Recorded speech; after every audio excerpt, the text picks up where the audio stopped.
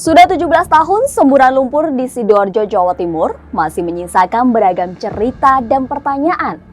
Mulai dari tagihan utang kepada negara oleh PT Lapindo Brantas selaku penanggung jawab korporasi yang belum juga dituntaskan, hingga penelitian yang menyebut bencana akibat pengeboran migas tersebut berpotensi menjadi harta karun bagi Indonesia lantaran memiliki kandungan litium dan strontium yang bernilai ekonomis.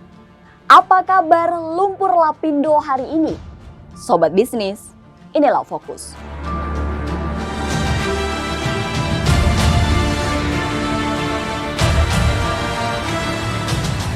Kementerian Keuangan masih menagih penyelesaian utang lumpur Lapindo di Sidoarjo kepada PT Lapindo Brantas yang dijalankan oleh keluarga konglomerat Abu Rizal Bakri.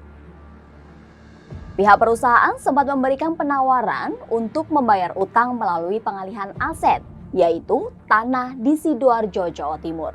Namun, pemerintah tak serta-merta menerima tawaran tersebut, melainkan tetap mengutamakan pembayaran. Oktober 2022, Direktorat Jenderal Kekayaan Negara Kementerian Keuangan sempat menyebut akan menggandeng Kejaksaan Agung selaku kuasa hukum negara untuk turun tangan meminta pertanggungjawaban Lapindo selaku pihak yang menjadi penyebab kebocoran lumpur di Sidoarjo.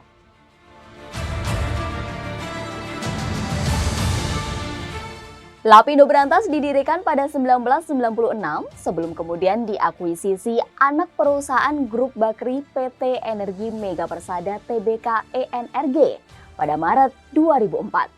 Pada Desember 2005, Lapindo memasang rig Sumur Banjarpanji 1 dan eksplorasi dimulai pada 8 Maret 2006. Naasnya, 3 bulan kemudian, tepatnya 29 Mei 2006, lumpur panas menyembur dari lokasi eksplorasi tersebut. Simpang siur penyebab semburan lumpur hingga akhirnya pemerintah Susilo Bambang Yudhoyono menerbitkan Kepres di 2006 dan Perpres 2007 untuk menyusun strategi penanggulangan lumpur Lapindo. Ganti rugi korban terdampak menjadi jalan tengah yang jumlahnya tidak sedikit. ENRG saat itu menguasai 50% kepemilikan Blok Brantas PSC, harus menanggung biaya penanggulangan sebesar 35 juta US dollar dari total 70 juta US dollar. Sedangkan sisanya ditanggung PT Medco INP Brantas, anak usaha PT Medco Energi Internasional dan Santos Brantas Ltd.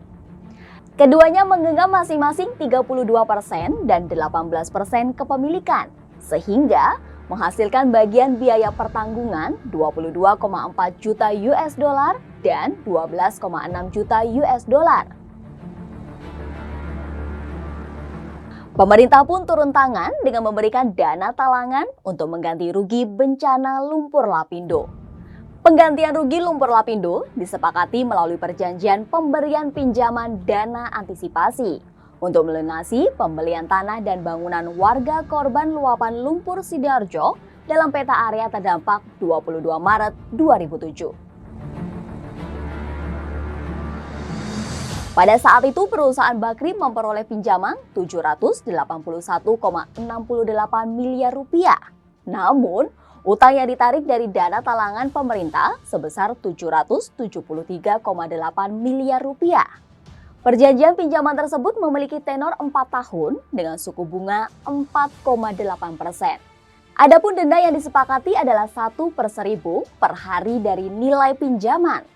Kala perjanjian disepakati, Lapindo akan mencicil 4 kali, sehingga tidak perlu membayar denda atau lunas pada 2019 lalu.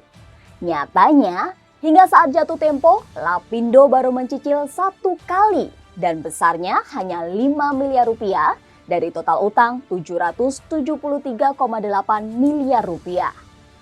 Sampai saat ini belum ada pembayaran lanjutan, sehingga utangnya makin bertambah karena denda terus berjalan. Berdasarkan laporan keuangan pemerintah pusat, Kementerian Keuangan 2020, PT Minarak Lapindo Jaya, anak usaha Lapindo Brantas, memiliki utang jangka panjang hingga 773,38 miliar rupiah belum termasuk bunga dan denda pengembalian. Jika ditotal, jumlahnya mencapai 2,2 triliun rupiah. Penanganan lumpur lapindo telah melewati perjalanan panjang. Semburan lumpur ini mengakibatkan setidaknya ribuan rumah terendam. Lumpur pun menggenangi 16 desa pada 3 kecamatan terdampak, mencakup di wilayah Kecamatan Jabon, Kecamatan Porong, dan Kecamatan Tanggulangin. Hampir lebih dari 30 pabrik juga harus tutup karena terdampak lumpur ini. Kabar mengejutkan datang dari Kementerian ESDM. Awal 2022, Badan Geologi Kementerian ESDM mencatat adanya indikasi kandungan mineral logam tanah jarang dan sumber energi super langka, yaitu potensi logam raw kritikal material yang jumlahnya besar. Kementerian ESDM menjelaskan, salah satu kandungan langka yang ada di lumpur lapindo adalah mineral-mineral yang termasuk dalam kategori mineral kritis, yaitu litium dan strontium. Logam tanah jarang memiliki banyak manfaat yang bisa digunakan sebagai bahan baku dari berbagai peralatan yang membutuhkan teknologi modern saat ini. Antara lain, sebagai bahan baku untuk baterai, telepon seluler, komputer, industri elektronika, hingga pembangkit listrik berbasis energi baru terbarukan, seperti pembangkit listrik tenaga surya, pembangkit listrik tenaga banyu atau angin. Material tersebut juga bisa digunakan untuk bahan baku industri pertahanan hingga kendaraan listrik. Berdasarkan data survei Badan Geologi Kementerian ESDM tahun 2009 hingga 2020, menemukan volume endapan mengandung logam tanah jarang di Indonesia cukup besar. Di tingkat global, Cina memproduksi 84% dari total produksi logam tanah jarang dunia.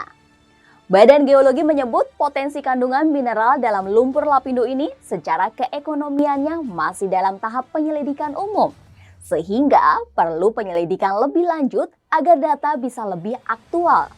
Selain pertimbangan keekonomian, yaitu pemanfaatan lumpur Sidoarjo sebagai potensi mineral ekonomis, penanganan atau pengelolaan lumpur juga untuk meminimalisir risiko keberadaannya.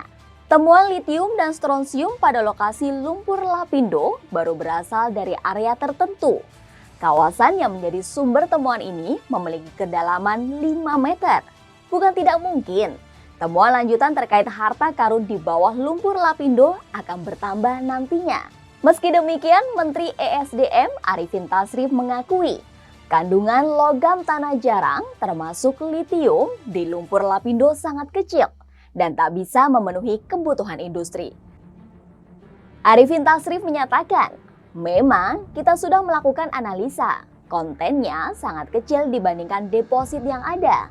Litium itu hanya di bawah 1000 ton dengan kadar kurang lebih beberapa ppm per ton. Kemudian strontium juga relatif sangat kecil. Di sisi lain, Walhi Jawa Timur menyebut temuan logam tanah jarang yang terkandung dalam lumpur lapindo bukanlah sebuah harta karun seperti yang banyak dikatakan berbagai pihak belakangan, melainkan sebuah kutukan. Menurut Walhi, kontaminasi logam berat dalam jangka panjang akan mengakibatkan penurunan kualitas kesehatan pada tubuh manusia. Wahyu menyatakan, framing pemberitaan menyebutkan temuan ini sebagai harta karun dan berkah tersembunyi dalam lumpur lapindo. Tapi, yang tidak disadari adalah bahwa temuan berbagai jenis logam berat dalam lumpur lapindo telah lama menjadi kutukan bagi warga Kecamatan Porong, Tanggulangin, dan Jabon. Lalu bagaimana lautan lumpur di Sidoarjo ke depannya? Apakah akan begitu saja dilupakan?